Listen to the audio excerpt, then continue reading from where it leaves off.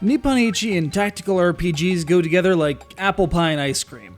I can't think of another company that I associate so closely with one particular genre, except maybe Arc System Works to fighters.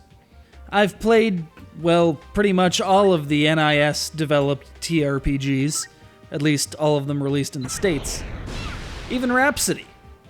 Makai Kingdom is one of those games, and while I can't say that it broke huge ground in the genre, well, it's got a badass freaking Overlord, who's not afraid to tell you about it. How did I end up like this? I was the most badass Overlord in the universe, for Magog's sake.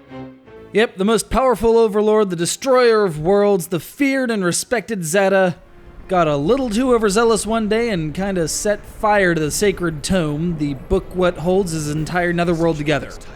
Continuing in my series of giving hints to tactical RPG dumbasses, here we go.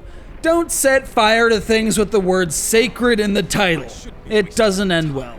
Pass the dunce cap over here, Slade, we have a new winner. So, in a desperate effort to keep his little chunk of hell safe and sound, Zetta binds his soul to that very book, which stops the destruction, but now, well, he's a book. So how does he get around being a book? Well, he's got servants crafted from stuff lying around, much like the confined system from Phantom Brave. They participate in combat using powers intrinsic to their weaponry, much like Phantom Brave. There are no grids, much like... let's face it, Makai Kingdom is effectively a sequel to Phantom Brave. And is much better at it than that Chaos Wars nonsense, let's clear that up right now. Zetta and his crew set on the warpath, conquering Netherworld after Netherworld in a desperate attempt to, well, not be a book anymore.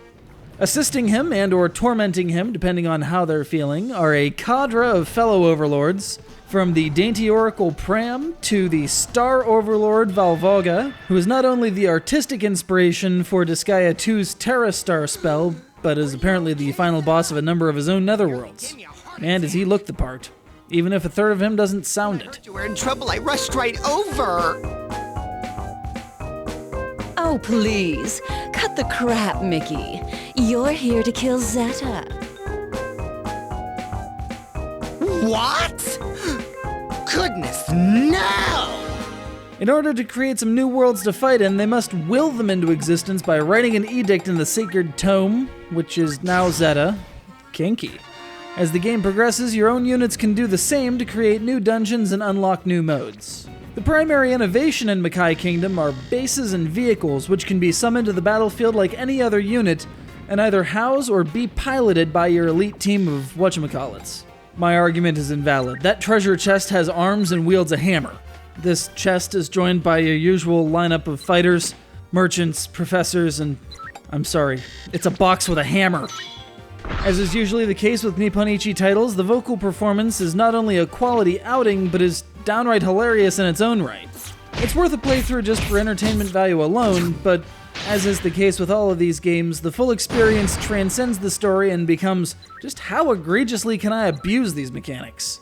It's another fantastic mental exercise with some downright absurd characters, all thanks to one guy getting pissed off at a book.